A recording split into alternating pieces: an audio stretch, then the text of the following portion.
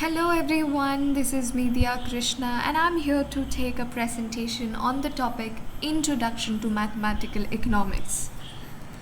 In this session, we will discuss about introduction, meaning, definition, uses, benefits and advantages of mathematical economics. Before we begin the class, I want to give you two situations. First one being, as we all know, we have learned in our earlier classes that in an economy, the desires and needs of a human being is unlimited, and the resources that need to fulfill the same is limited because we are facing scarcity in our economy. So with the limited resources, we have to fulfill at least the basic needs of human beings, like what to produce, what not to produce, and for whom to produce is the main example or the main thing that we have learned in our earlier classes. Now, coming to the second situation. So, throughout the day, there are numerous tasks that needs to be accomplished. So, we make to-do list and all to check whether we are doing it or whether we are doing the right thing or not, or we are doing something else other than doing the right task. And at the end of the day, we'll gain a minimum level of satisfaction, right? When you finish your tasks, you will feel satisfied. Yeah, I did all these as planned, like I'm doing it as planned and I'm going as per the plan. So you will anyhow, at the end of the day, you will attain a minimum level of satisfaction. And managing these things and doing these things on time is not that easy. For that, you need a scientific, logical, and organized mind. Well, this is the second situation. Like what to do, what not to do is in your hands. So both these situations gives rise to a choice-based system. Like we have to choose from many options, many different options, and we have to choose the right option. It depends on our priority, or it depends on our needs, our desires, it can be anything. So this choice-based system is where it takes us to decision making. We have to decide what is important, and we can neglect what is not important, or we can keep it for another time. So you might be wondering, what is the importance of decision making in this topic, like mathematical economics mein what is the importance of decision making? That you will come to know later. So I'll give you an introduction about mathematical economics. As you can see on the screen, the language of mathematics. Language of mathematics, when I hear this, I've read that Paul Samuelson, he's an economist, and he said mathematics is a language and economists use this language to communicate economic theories in a more efficient and in a more clear, specific manner. And all those complex, contentious, as you can see, the contentious subject that would be impossible without mathematics, it can be represented in a more clear and specific manner by the application of mathematics. And since mathematics is used in economics in the long run, like we are using mathematics a lot in almost many theories, it has led to conceptual advances because it is easier to work with maths in a very complex subject like economics. And since we can do or test whatever, like even if there are many, like even if many trial and error occurs, we can still work with it because it's not as complex as the real economics, because real world of economics is much more complex than we imagine. Okay, so this is what mathematics does to economics. Second is the definition. So it is the application of mathematical methods You might be wondering why it is application. I want to give you a disclaimer that this is not a branch. Mathematical economics is not a branch of economics like international economics, public finance, Indian economy. These are all branch like micro, macro. These are all branches of economics. But mathematical economics is not a branch. It is an application. It is a language that we use to communicate the economic theories. And it helps to represent economic theories, and then we can analyze later on so that it makes things more easier or make it more simpler in form. Now, what is the meaning of mathematical economics? Like maths and economics, it's a blend of maths and mathematics and economics.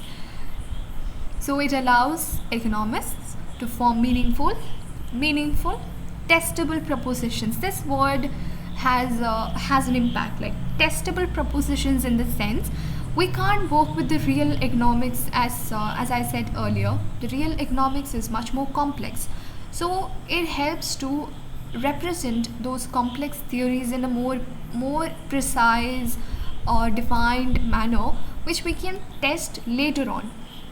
For example, the classical economics school, the school of classical economics came.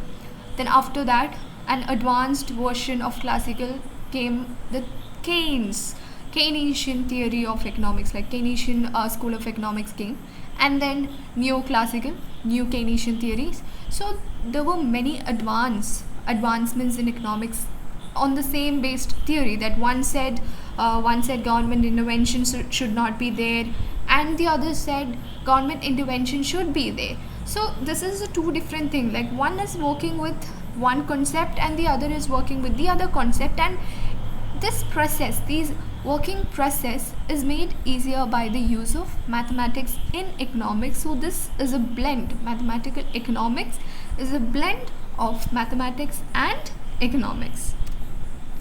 Now, as we have seen, the policies, the monetary policy, fiscal policies, these has got a lot of things to do with economics, and also mathematical data, that is numbers, symbols, or anything related to mathematics.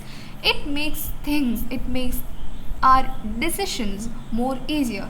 This is what I said on the start, like in the first place, this is what I said, that decision making process in mathematical economics, in economics with the use of mathematics, is more easier, that we have a large set of data to work with, and use of mathematics in the long run, it makes things more easier. And new students, as we are the upcoming economists, and we'll also publish our papers, and we will also use mathematics in them.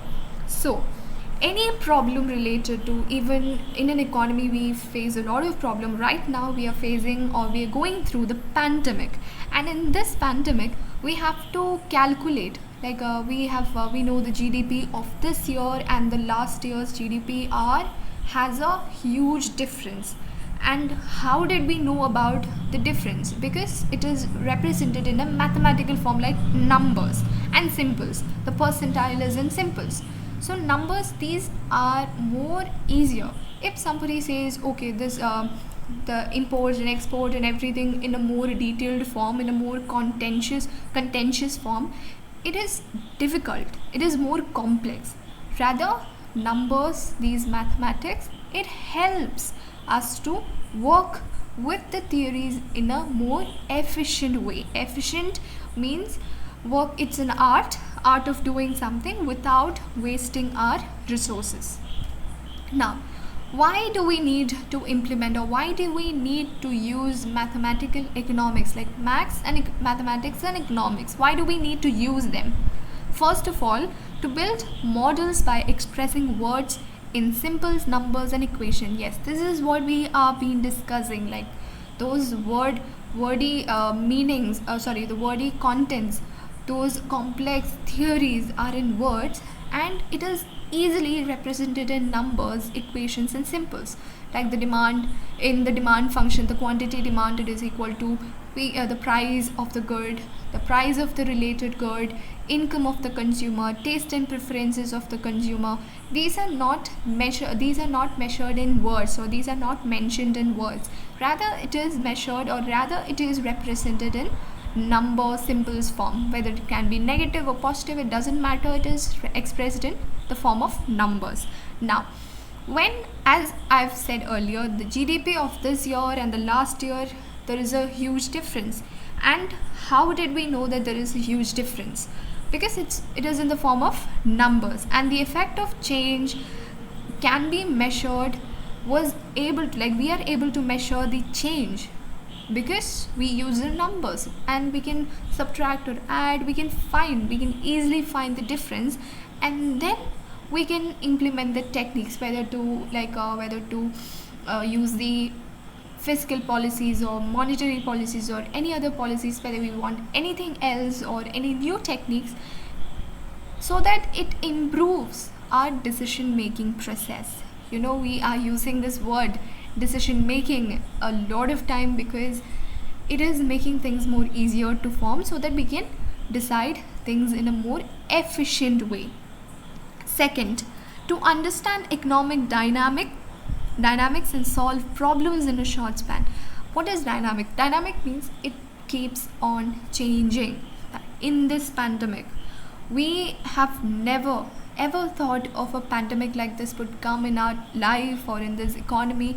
The government is also working towards getting back on track, our economy to get back on track. We are still a developing country. We must reach to a developed country, and it takes time. But amidst this pandemic, we are still trying to be a self-reliant economy. And with the use of data and numbers, we can solve all these problems in a very short span of time.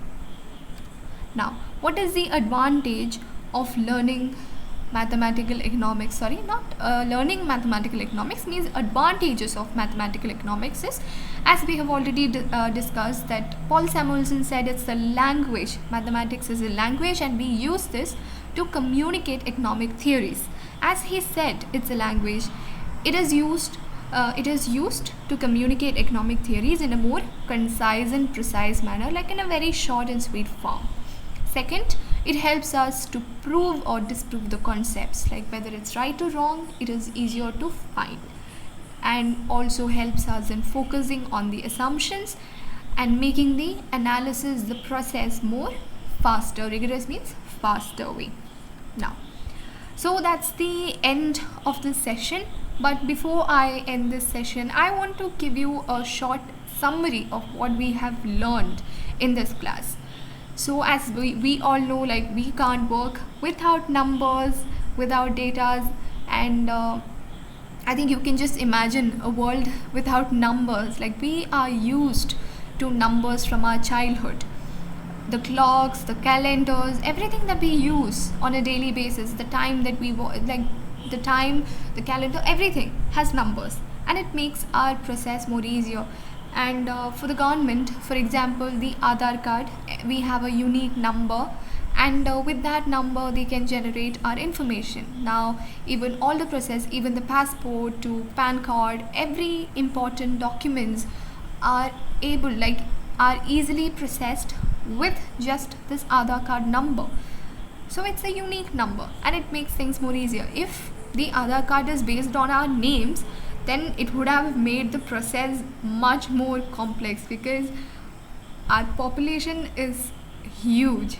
Our population is really huge that we can't really imagine of collecting information by our names. It won't be that efficient. We end up wasting all our resources to make things in a more easier way. Okay, so as come to the summary, I have made a very short video on mathematical economics. I hope you will watch the video, and I hope you will understand the video as well. So over to the video.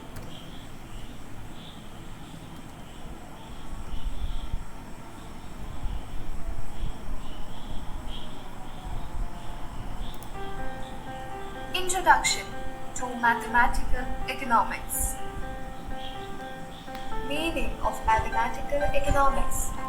It is the application of mathematical methods to represent economic theories and analyze problems in economics. Though it is not a distinct branch of economics, still it is the mathematical expression of economic ideas. Importance of mathematical economics. It allows economists to form meaningful propositions about wide-ranging and complex subjects which could less easily be expressed informally. It also allows us to precisely define and test economic theories against real-world data. Uses of mathematical economics in decision-making mechanism.